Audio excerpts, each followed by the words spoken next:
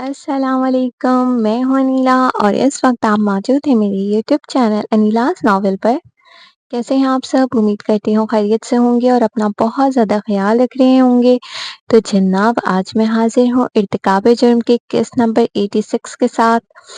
تو جلدی جلدی میرے چینل کو سبسکرائب کر لیں، بیل آئیکن کے بٹن کو لازمی پریس کریں تاکہ میری ہر آنے والی ویڈیو آپ کو بر وقت مل سکے۔ میری ناول آپ لوگوں کو کیسی لگتی ہے اپنی رائے کا اظہار کمنٹ سیکشن میں ضرور دیا کریں، مجھے بتایا کریں، اس سے مجھے موٹیویشن ملتی ہے۔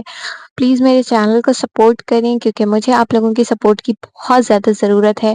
میرے چینل پہ ویوز بڑھائیں، اپنے دوستوں اور پیاروں میں میرے چینل اور ویڈیو کے لنکس کو شیئر کرنا نہ بھولیں، ٹھیک ہے؟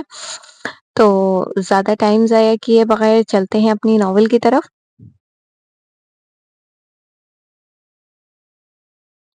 پورا ایک مہینہ جیسے صدیوں پر محیط تھا اور ہر دن صرف اور صرف بے بسی کی دعاؤں میں گزرتا رہا، جبکہ ہر رات ایک انجانے خوف کے سائے تلے کٹتی تھی۔ اندلپ اور عرش کی زندگی بس اسپتالوں کی انہی بے جان سفید دیواروں کے گرد سمٹ کر رہ گئی تھی۔ کبھی اندلپ آئی سی یو کے سرد شیشے کے اس پار کھڑی زندگی اور موت کی جنگ لڑتی، اپنی ننھی سی جان کو ٹکٹکی باندھے دیکھتی رہتی، تو کبھی عشر خاموشی سے اس کے تڑپتے کندھوں پر اپنا مضبوط ہاتھ رکھ کر اسے حوصلہ دینے کی ناکام کوشش کرتا۔ مگر آج کی صبح کچھ مختلف تھی، کیونکہ فضا میں ایک عجیب سا اطمینان اور سکون پھیلا ہوا تھا۔ اندلپ اور عشر حسب معمول لاؤنج کے بینچ پر بوجھل دل کے ساتھ موجود تھے کہ جب اچانک نرس نرسری وارڈ کا دروازہ کھول کر تیزی سے باہر آئی اور اس کے چہرے پر ایک دیدنی خوشی نمایاں تھی۔ مبارک ہو عشر صاحب، نرس تقریباً مسکراتے ہوئے چہک کر بولی۔ آپ کی بیٹی نے اب خود اپنے پھیپھڑوں سے سانس لینا شروع کر دیا ہے۔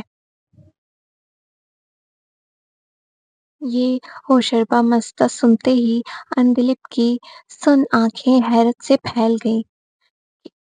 کیا کہا آپ نے؟ اس کی آواز شدید جذباتی صدمے سے کانپ اٹھی۔ اسی لمحے نرس کے پیچھے سے سینئر لیڈی ڈاکٹر بھی باہر آئیں، جن کے چہرے پر ایک گہرا اطمینان تھا۔ اندلپ بی بی، آپ کی بچی ہوش میں آ گئی ہے۔ اندلپ کے کانپتے لب بے اختیار لرزنے لگے اور پھر ڈاکٹر نے مسکرا کر وہ لافانی الفاظ کہے جن کا وہ دونوں ایک پورے طویل مہینے سے دن رات انتظار کر رہے تھے۔ وہ اب مکمل طور پر خطرے سے باہر ہے اور حیرت انگیز طور پر تیزی سے ریکور کر رہی ہے۔ یہ سنتے ہی اندلپ کی آنکھوں سے گرم آنسوؤں کا سیلاب فوراً بہنے لگا۔ اس نے اپنے دونوں ہاتھ اپنے منہ پر رکھ لیے، جیسے اپنی اس خوش قسمتی پر یقین نہ آ رہا ہو، جبکہ عرش نے بے اختیار اپنی آنکھیں بند کر کے سجدہ شکر کیا اور اس کی مردانہ پلکوں پر بھی تشکر کی نمی اتر آئی۔ کیا ہم اپنی بچی سے مل سکتے ہیں ڈاکٹر؟ عشر نے ایک بھاری اور رندھی ہوئی آواز میں پوچھا۔ ڈاکٹر نے ان کے اس دلی جذبے کو دیکھ کر مسکرا دیا۔ جی بالکل جا سکتے ہیں، اور شاید اب وہ ہوش میں آنے کے بعد اپنی ماں کی لمس بھری آواز سننا چاہتی ہے۔ یہ دل کو چھو لینے والی بات سنتے ہی اندلپ کے حلق سے ایک سسکی نکل گئی اور وہ اپنے آنسو پونچھتی ہوئی تقریباً بھاگتی ہوئی نرسری وارڈ کی طرف بڑھی۔ جیسے ہی وہ وارڈ کے اندر داخل ہوئی تو منظر دیکھ کر اس کے قدم وہیں زمین پر رک گئے۔ اس کی وہ ننھی سی معصوم بچی اب تمام خوفناک مشینوں اور تاروں کے بغیر بستر پر لیٹی ہوئی تھی، اور پہلی بار اس کی ہلکی ہلکی نازک سی رونے کی آواز پورے سنسان کمرے میں گونج رہی تھی۔ وہ ریس لگی آواز اس وقت اندلپ کے لیے دنیا کی سب سے خوبصورت اور مدھر ترین آواز بن چکی تھی۔ میری بچی، میری جان! وہ روتی ہوئی تڑپ کر اس کے چھوٹے سے بستر کے قریب گئی۔ اس کے ننھے ننھے ہاتھ فضا میں حرکت کر رہے تھے۔ اس کی مخمور آنکھیں ہلکی سی کھلی تھیں اور اس کی نورانی چہرے پر زندگی کی رنگ واضح محسوس ہو رہے تھے۔ اندلپ نے بے اختیار جھک کر اس کے ریشم جیسے نرم ماتھے کو اپنے تپتے لبوں سے چوم لیا۔ الحمدللہ، یا رب، تیرا شکر ہے۔ اس کے لبوں سے بار بار بے ساختہ یہی ورد نکل رہا تھا۔ اشر چند قدم دور دروازے کے پاس کھڑا محبت کا یہ سحر انگیز منظر دیکھ رہا تھا، اور اس کی آنکھوں میں ایک ایسا لازوال سکون تھا جو شاید ایک ہولناک مہینے کے بعد پہلی بار ان کی اجڑی زندگی میں واپس لوٹا تھا۔ اندلپ اپنی ننھی سی بیٹی کو اپنی باہوں کے ممتا بھرے حصار میں لیے مسلسل روتی جا رہی تھی، مگر آج یہ بہنے والے آنسو کسی درد یا بچھڑنے کے خوف کے نہیں، بلکہ روح کے سکون کے تھے۔ بچی کی ہلکی ہلکی سسکیاں اب بھی فضا میں گونج رہی تھیں، اور وہ آواز ان دونوں میاں بیوی کے لیے زندگی کی سب سے حسین صدا بن چکی تھی۔ اشر آہستہ آہستہ مگن قدم اٹھاتا ہوا ان کے بالکل قریب آیا۔ اس کی نظریں بیٹی پر جمی تھیں، جیسے اب بھی اسے اپنی قسمت پر یقین نہ آ رہا ہو کہ یہ ننھی سی جان واقعی ان کے پاس بالکل سلامت موجود ہے۔ وہ بیڈ کے قریب جھکا اور بے حد احتیاط اور نزاکت سے اپنی بیٹی کے ننھے سے گورے ہاتھ کو چھوا تو بچی نے بے اختیار اپنی چھوٹی سی انگلی اس کے کھردرے ہاتھ پر پوری مضبوطی سے جما دی۔ اشے کی آنکھیں یہ پیارا لمس پا کر فوراً نم ہو گئی، اور وہ ہلکا سا ہنس پڑا، مگر اس مردانہ ہنسی میں ایک طویل عمر کی تھکن اور دل کا قرار دونوں شامل تھے۔ بالکل اپنی ماں کی طرح ضدی اور نٹکھٹ ہے، اس نے انتہائی دھیمی آواز میں کہا۔ اندلپ نے اپنی نم آنکھوں سے اسے دیکھا تو اشر نے مزید جھک کر اپنی بیٹی کے معصوم ماتھے پر پیار بھرا بوسہ دیا۔ میری بہادر بچی، تم نے تو ہمیں سچ مچ ڈرا دیا تھا۔ اشر کی آواز جذباتی ہو کر بھر گئی۔ اندلپ بے اختیار اپنے شوہر کے اس مخلص روپ کو دیکھتی رہی، پھر اگلے ہی خوبصورت لمحے وہ اپنی بچی سمیت اشر کے چوڑے سینے سے جا لگی۔ اشر نے بھی تڑپ کر فوراً ان دونوں کو اپنی مضبوط باہوں کے حصار میں لے لیا، اور وہ چند منٹ خاموشی سے ایک دوسرے کی سانسوں کو محسوس کرتے رہے، جیسے ایک طویل اور جان لیوا اذیت کے بعد آخر کار ان کی ادھوری دنیا پھر سے ہمیشہ کے لیے مکمل ہو گئی ہو۔ کچھ دیر بعد ڈاکٹر مسکراتی ہوئی ان کے قریب آئی۔ اب کیسی ہے ہماری یہ ننھی پری؟ اندلپ تڑپ کر بولی۔ ڈاکٹر، ہم اسے اپنے گھر کب لے جا سکتے ہیں؟ اس کی آواز میں ایک تڑپتی ہوئی ماں والی بے تابی صاف جھلک رہی تھی۔ ڈاکٹر نے اس کی بے چینی پر ہلکا سا قہقہا لگایا اور میڈیکل رپورٹ دیکھتے ہوئے بولی، اگر بچی کی یہی شاندار اور تیز رفتار ریکوری رہی تو صرف 2 دن بعد آپ لوگ اس بچی کو اپنی ہنسی خوشی اپنے گھر لے جا سکتے ہیں۔ یہ امید افزا بات سنتے ہی اندلپ کی آنکھیں خوشی اور مسرت سے چمک اٹھی۔ سچ ڈاکٹر؟ اشر نے بھی بے اختیار خدا کا شکر ادا کیا۔ ڈاکٹر مسکراتی ہوئی وہاں سے رخصت ہو گئی، جبکہ اندلپ اپنی بیٹی کے چہرے کو دیکھ کر مسکراتی رہی، اور شاید زندگی میں پہلی بار اسے لگا کہ اب ان کی اجڑی ہوئی زندگی واقعی دوبارہ بہت خوبصورت ہو گئی ہے۔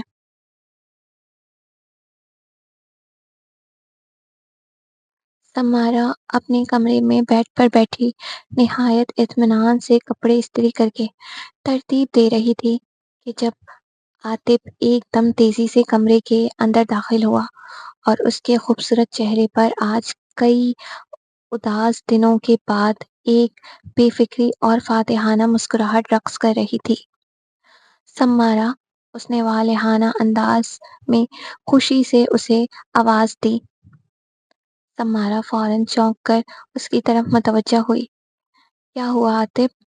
خیریت تو ہے؟ عاطف نے بغیر کوئی وقت ضائع کیے اس کے بالکل قریب آ کر بیٹھ گیا۔ بہت ہی شاندار اور اچھی خبر ہے سمارا۔ اس کی آنکھوں میں ایک عجیب سی چمک تھی۔ اندلپ آپی کی بیٹی اب بالکل ٹھیک ہے اور خطرے سے باہر ہے۔ سمارا کے چہرے پر یہ سنتے ہی پل بھر میں خوشی کے رنگ پھیل گئے۔ کیا سچ کہہ رہے ہو؟ عاطف نے مسکراتے ہوئے اس بات میں سر ہلایا۔ ہاں، اور ڈاکٹر نے یہ بھی کہا ہے کہ بہت جلد وہ بچی کو ہنسی خوشی گھر بھی لے جا سکتے ہیں۔ اب کوئی پریشانی کی بات نہیں ہے۔ الحمدللہ رب العالمین۔ سمارا کے تپتے لبوں سے بے اختیار خدا کی حمد نکلی اور اس کی خوبصورت آنکھوں میں خوشی کی نمی اتر آئی۔ کتنا مشکل اور بوجھل وقت تھا نا عاطف؟ ہماری فیملی پر اللہ نے آخرکار ہمارے صبر کا پھل دے دیا اور آسانی کر دی۔